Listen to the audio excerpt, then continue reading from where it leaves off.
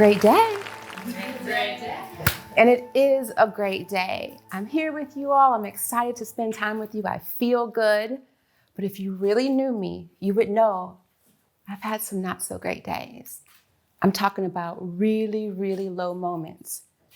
And just like you all, I've had some amazing successes, but I've also fallen flat on my face. I stand here today as the business builder, known as a legal and business strategist extraordinaire, but I did not start off this way. And today I want to share with you 2 ways to help you rise up and overcome adversity. Write this down. Bet on yourself. 2, push. Persist until something happens. Let me share with you a little bit about my life. See, I come from St. Louis, Missouri. I grew up on the west side of St. Louis. It's also known as the Hood. I was poor, raised by a single mother who had mental health issues untreated, no father in the picture. There were 4 of us in my home. None of our fathers were around. 4 different fathers, all absent. My mother struggled.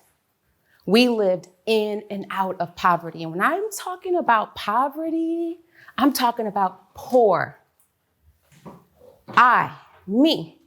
Early age in the dumpsters looking for food.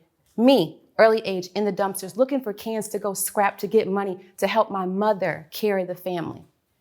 Poverty, living in homes that were not fit to be called homes. No water, no electricity, no safety. Very, very low moments. And at an early age, I decided that was not going to be my life. Never again. Have you ever had a never again moment? Let me know. Have you ever had a never again moment? Never again. In the core of my stomach, I said, I will never be poor. I will never be without power. I will never be without control. And at an early age, I decided to bet on myself. My mother, she did the best that she could, but she struggled. And so she leaned on alcohol. And so by the time I was 15, my mother was a full-blown alcoholic with cirrhosis of the liver, and she died. She died and she left us alone, abandoned. I was an orphan at the age of 15. I had no father. I had no bench. I had no uncles, no aunts. I had no one coming to save me. You know who was going to save me? It was me, the same person that's saving you. It's you. It's you. It's you. It's always you. And so I knew that if I wanted to get to the other side, I was going to have to do the work. If it was meant to be, it was up to me. And so I latched on to education. I latched on to community. And I just kept dreaming, knowing that one day I was going to get out of this rut. I was going to get to another life. And guess what? I did. Yeah, I did it. I pushed through elementary, I pushed through middle school, I pushed through high school, and I had to determine myself as an orphan in order to go to college. But that's okay, just another obstacle. Adversities will always come. They're not meant to stop you. They're meant to test you. They're meant to pull your power out of you. It was just another hurdle that I had to jump. And so I jumped that hurdle and I cleared that hurdle. And I went on to college. And I happened to do pretty well in college and got opportunities to study abroad. Me, little Lauren Buckner from St. Louis, Missouri, went off to Guatemala and then Bolivia. And then I became a professional Latin jazz dancer in Bolivia, living my best life. I had made it. I made it. I conquered everything. I pushed past the adversity, tapped into my power, and I did it. So I said, I need to change the world. I decided I'll go back home and go to law school. Yeah, I'll do that. So I went back home to St. Louis, Missouri to attend law school. I enrolled and I wanted to get an international and comparative law certificate because I was going to change the world. That was not an option. So I go through law school. I get in my first year and I think everything's okay, but there was a secret. And I don't know about you all, but my family had lots of secrets. While I was away at school, my little sister, had developed a drug problem. She was now a full-blown heroin addict. She had already had 1 child. They were doing okay, but now she was pregnant with her 2nd child, and this pregnancy should not have continued. But for some reason it did. And just as I was completing my first year of law school, doing so well, clerking at one of the top law firms in St. Louis, Missouri, my sister gave birth to a little baby. I happened to be in the room when the baby was born. And I thank God that I was, because this baby came out of her full-blown addicted to heroin, exposed to cocaine, and the state took him immediately. Off to a foster home he'll go. Oh, wait a minute. A foster home? He'll be alone? No, because I had made a commitment that I was never returning to those places again. That commitment wasn't just for me. It was for my family. No one on my watch with my blood was ever going to struggle. No one would ever be alone, struggling, hungry, with no money. So I decided to raise my hand and take that baby. I was in my first year of law school. I was 26 years old, and the world really was my oyster. But there was something bigger. I took him, and everyone said, "How will you do this? This is not your fight." I had no idea, but I knew on the other side of adversity is usually greatness. So I decided to push, persist until something happened. So I took baby Joshua, and I made the commitment that we were going to succeed. And 3 months later, they took the other child. He was 3. And again, not on my watch. So I reached out and I took him. I'm entering law school now with 2 children, very different plan than what I started off with. And here's the kick. I didn't have any money. I only had enough money for myself, and that was really from grants and loans. Let's be honest. I wasn't balling yet. I had nothing. But I had a belief to make our lives better. I knew that this adversity that I was encountered with, I'd had it before, and I made it before. So guess what? I was gonna bet on myself, and I was going to make it again. I pushed, I found resources. And then one day, I found myself sitting in my car because I realized I really had no more money. I had nothing else. I was sitting outside the food stamp office, a place that I vowed never to return again. I sat there, head down, crying. How could this happen to me? This is not supposed to be the way my story ends. I felt sorry for myself for just a little bit. And then I realized, hey, I have to keep moving. Let me tell you, when adversity hits you, you cannot stop. Pause if you must, take a deep breath, but keep going. You put one foot in front of the other and then the other. You don't know where you're going, but let me tell you, you know where you've been. And I wasn't going back. So I'm gonna keep going because there has to be something else better on the other side. Do you understand? There has to be something better, and I had to convince myself because there was nobody behind me telling me that I could do it. In fact, they were saying the opposite. You can't do this. This is too hard. What are you doing? Oh no, I'm betting on me.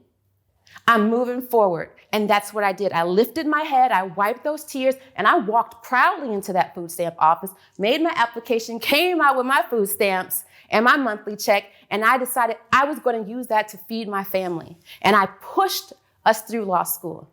I graduated. I was so proud. I walked across that stage actually with one baby on this side and one baby on this side, and we were all hooded and awarded our law degree because it was a family deal.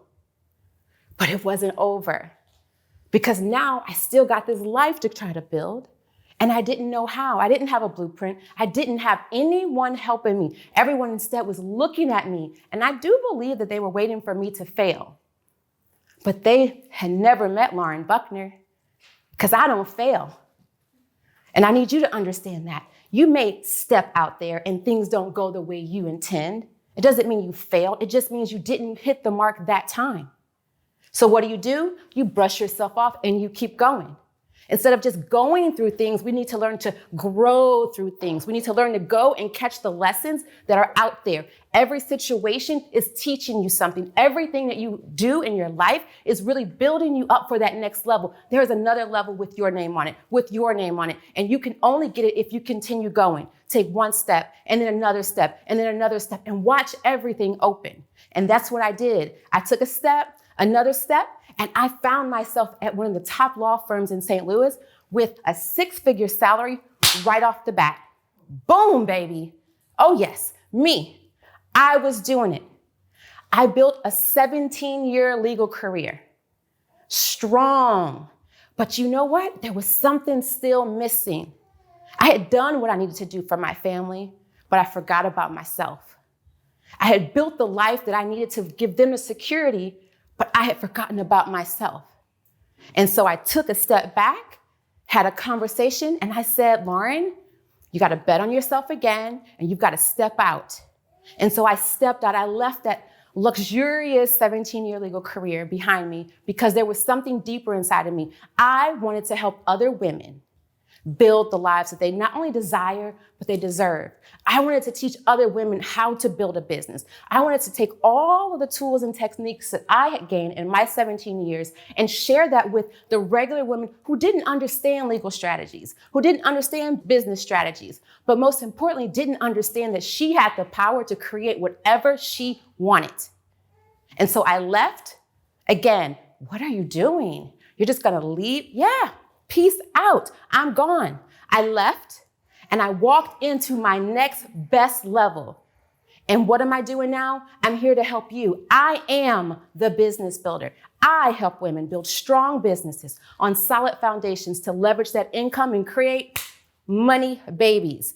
Everybody gets some money. You get some money. You get some money. You get some money. We all get money.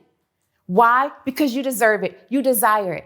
I don't want any other woman to ever feel what I felt. I don't want any other woman to be my mother. She had no resources. She had no one to help her, no one to encourage her. Imagine how her life would have been had she had a business builder. Imagine how my life might have turned out had we had a business builder. So I have now decided to step out here and make a global change and change the world one woman at a time. And together, I'll say it again, together we will build that strong business. The great thing about it is you don't have to do any of that alone. You're not alone. I'm extending my hand to you. I'm telling you, come in to the Business Builder community. Contact me. Let's build it together. Every obstacle that has been put in front of you is only part of your power. We take that power and we pivot it into our profits.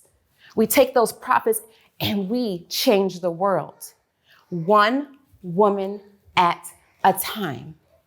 Inside of you, there's greatness. Inside of you, there's greatness. You're stronger than you know. All you have to do is bet on yourself. All you have to do is remember that everything that you need is already inside of you. Sometimes it just takes the right people to pull it out of you.